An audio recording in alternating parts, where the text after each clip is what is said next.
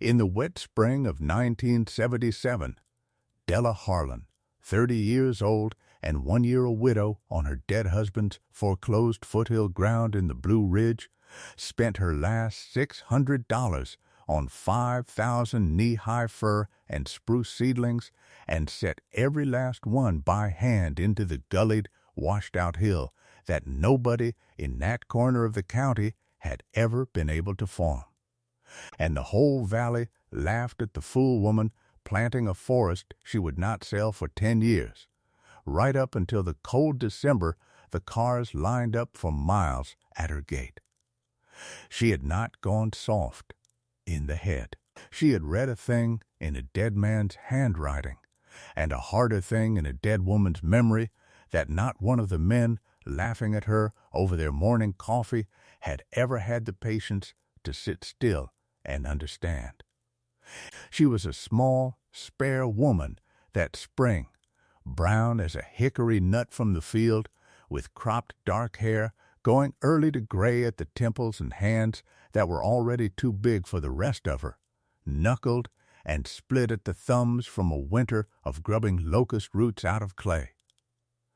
She wore her husband's canvas coat with the sleeves turned back twice and a man's felt hat gone the color of a dead leaf, and she walked the raw hill with a long, patient, uphill stride, stopping every few feet to push a dibble bar into the ground and heel a seedling home. To the men who drove past on the county road, she was a joke that told itself. To herself, she was simply a woman doing the one thing the land in front of her was actually built to do. You have to understand what everybody in that valley knew in that year, because the mockery only makes sense once you know the orthodoxy behind it. Everybody knew a hillside was for pasture if you were poor and for row corn if you were ambitious, and that the Harlan place was neither. That it was ruined ground, red clay scoured down to the raw subsoil by 40 years of somebody else plowing straight up and down the slope. Everybody knew you did not sink your last dollar into a crop you could not harvest, could not eat, could not sell, and could not even see finished before 1987 at the soonest. And everybody knew, most of all, that a 30-year-old widow with a foreclosure notice folded in a coffee can had no business gambling 10 silent years on trees when the bank wanted hard cash this fall. If you have ever watched a whole community decide, all together and out loud, that a steady and capable person had finally lost her grip, then you already know the particular loneliness Della was walking into that spring, and you already understand why this channel exists and why it is worth your time to stay with her clear to the end of this one. Subscribe and settle in, and drop the name of your own county down in the comments, because there is a version of this story in nearly every one of them. What those men were about to spend 10 years failing to learn was already written down in pencil in 2 different hands on the oilcloth-covered table in Della Harlan's kitchen. They just never once asked to read it. The first hand belonged to her husband. He had been a quiet man who died of a bad heart at 34, with the note already sour under him. And he had left behind almost nothing but a shoebox of soil conservation pamphlets, the free kind the government printed and mailed to any farmer who rode away for them. He had underlined them heavily in the last winters of his life, and what he had underlined over and over was the plain fact that their hill washed because it had been asked to grow the wrong thing. A row crop opened the ground to the rain 4 months of the year.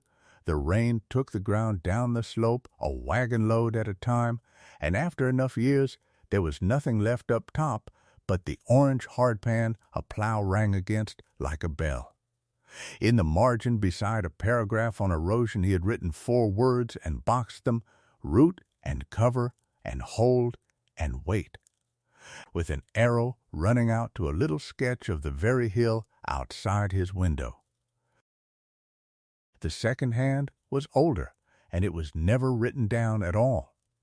It lived in Della's memory in the voice of her grandmother, a mountain woman who had buried 2 husbands and raised corn on ground much like this until it quit on her too. The old woman had a rule she recited the way other people recite grace, and Della could hear every syllable of it standing on that bare hill. This ground washes because it was born to hold trees, not corn, her grandmother used to tell her, holding a fistful of the red clay so it ran between her fingers. You cannot eat a fir, but a fir will hold the hill, and if you have the patience to wait on it, the hill will turn around and hold you. Between the dead man's pamphlets and the dead woman's rule. Della had assembled the whole argument years before she ever bought a single seedling. Roots knit the gullies shut. A tree crop stands where no row crop can.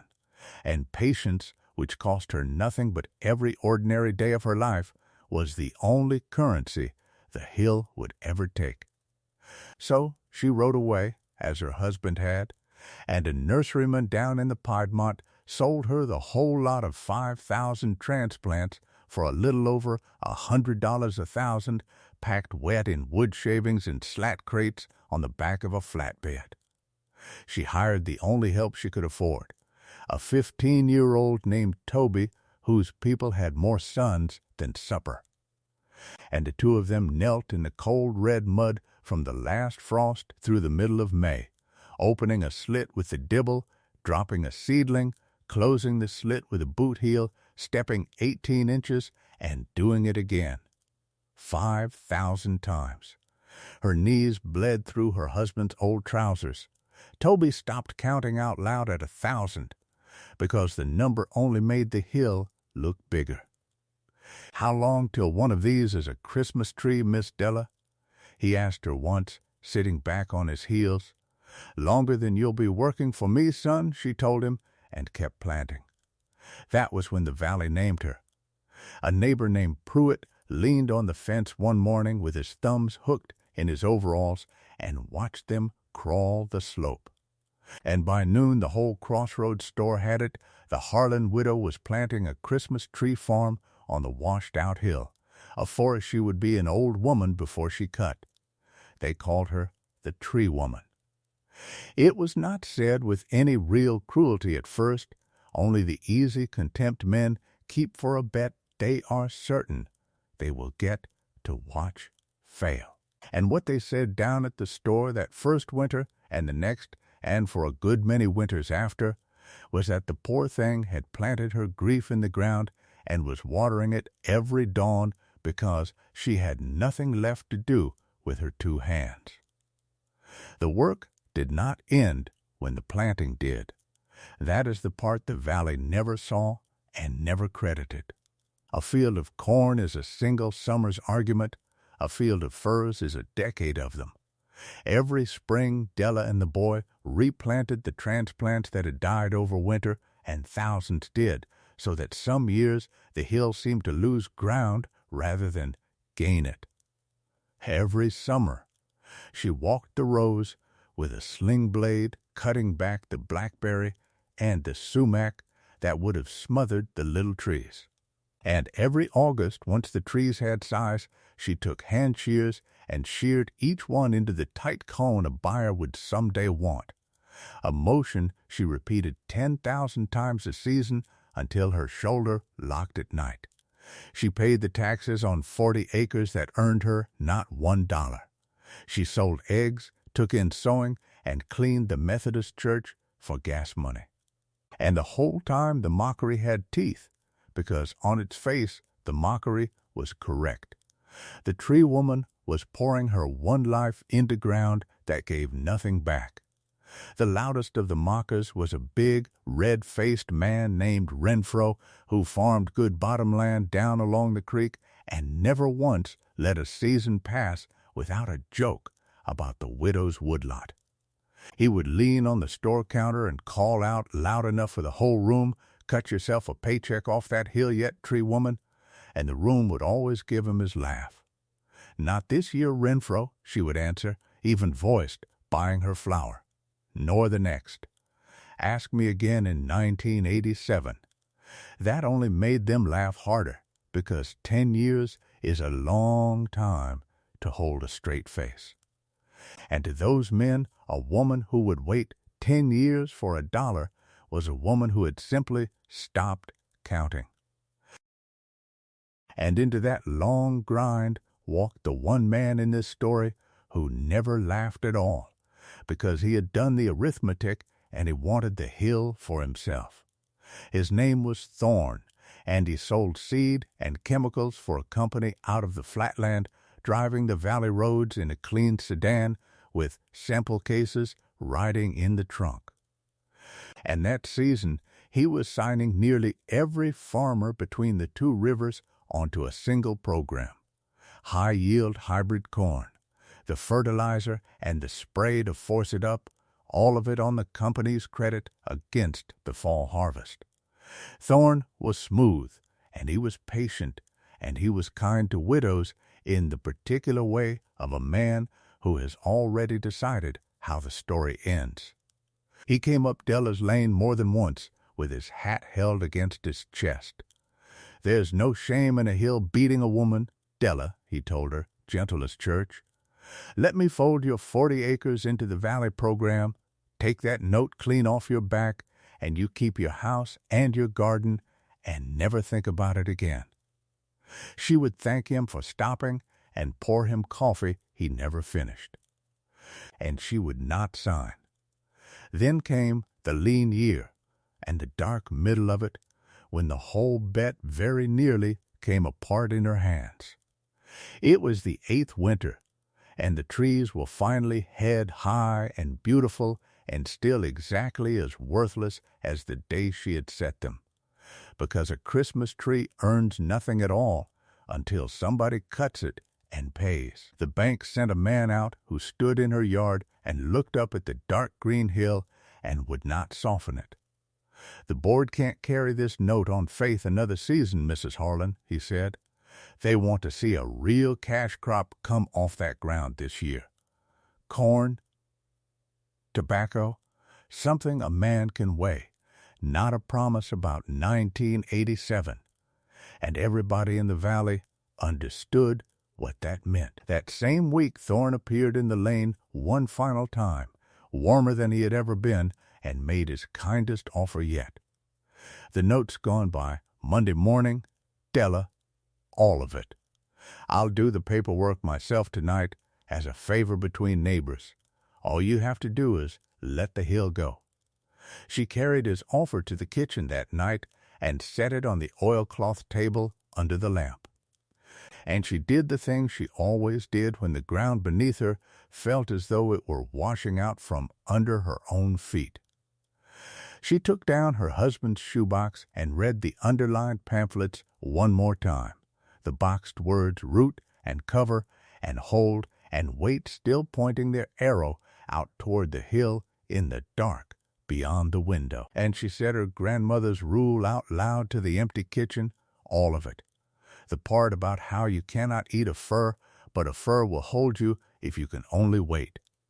In the morning she drove to town and told the banker he would have his money by the new year. Then she drove out to Thorne's motel, and with no heat in her voice at all, she said, "I'm not going to sell my grandmother's argument to settle a bad note, Mr. Thorne, not this year, not any year you keep asking." And she did not sign. What none of them could see, not Thorne with his ledger, and not the bank with its board, and not Renfro with his jokes, was the thing that had already begun to move down in the valley while every one of them stood watching the hill. A new interstate spur had opened its concrete arms into the county, and out along it, where the dairy farms had been, the first subdivisions were going up brick by brick, filling the bottomland with families from the town an hour away. Families with money and cars and no ground of their own. Families who wanted something at Christmas that not one of them could quite name yet, and not one of them could grow, because here is what the men who plowed straight up and down the hill had never once thought to count. Nobody drives out of a warm town to buy a tree they could get cheaper off a lot beside the gas station, but a great many people will drive out and pay cash and come back every single year and bring their neighbors to walk a bright snowy hillside with their children and a borrowed handsaw and cut their own.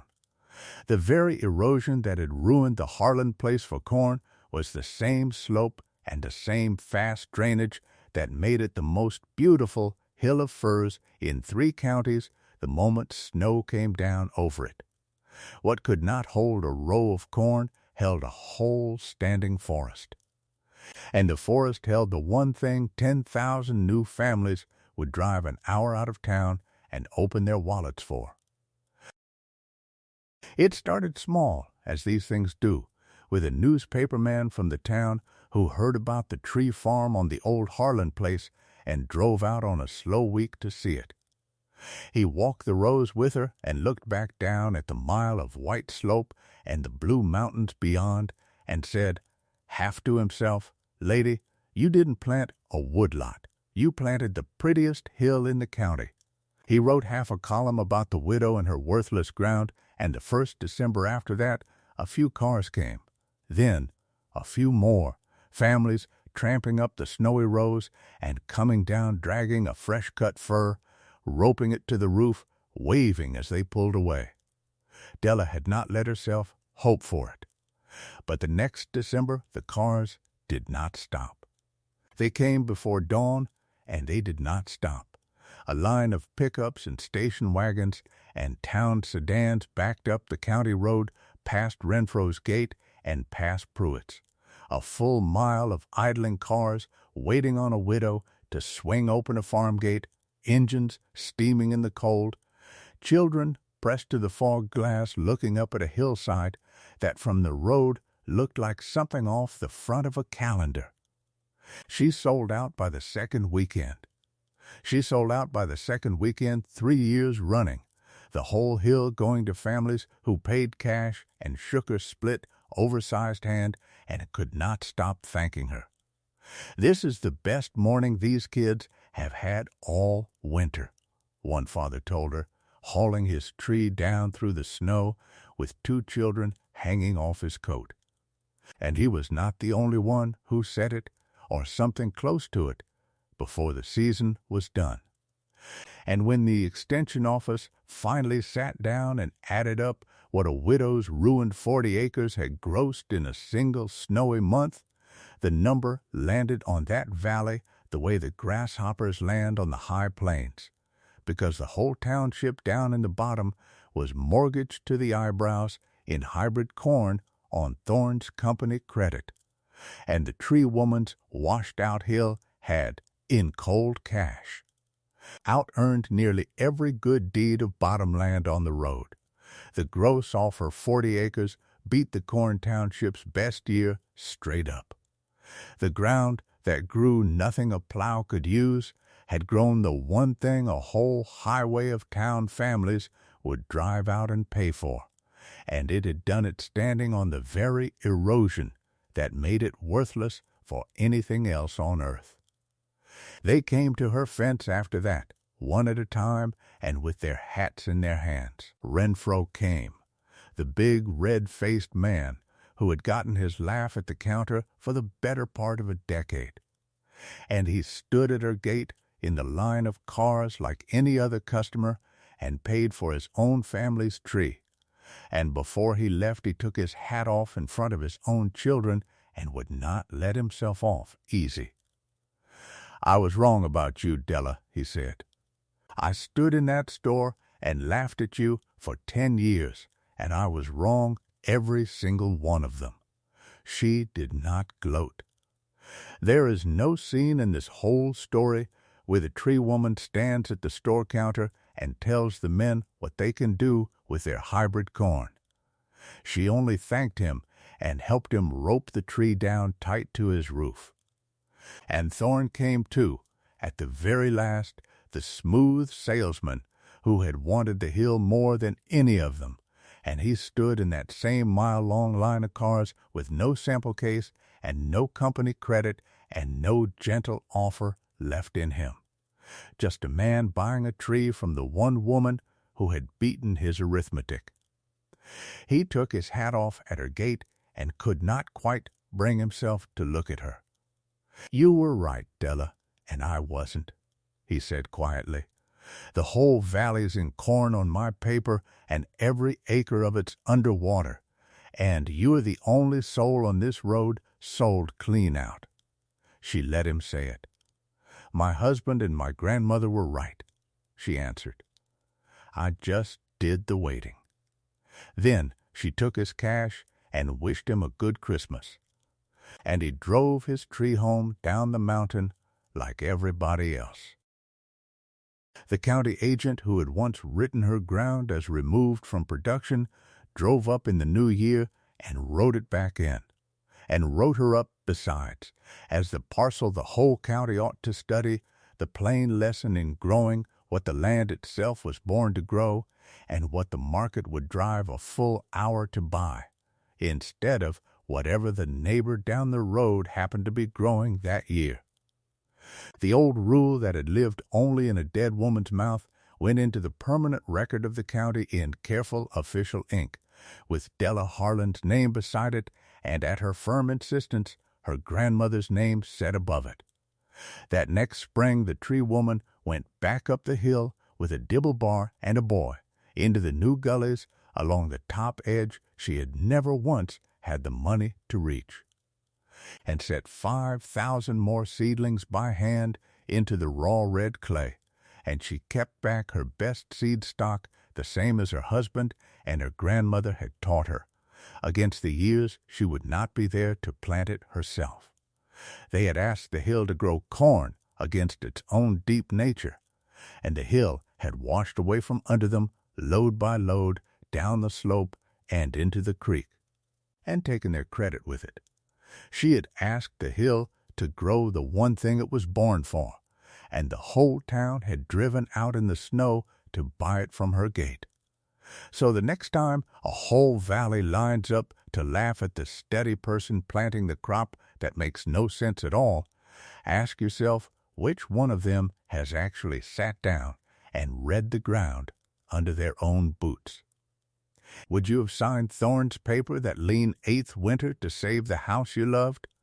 Or would you have done what Della did and bet one more silent year on a dead woman's rule? Grow what your ground was born for, and one cold morning the hard ground will make a line of cars a mile long at your gate.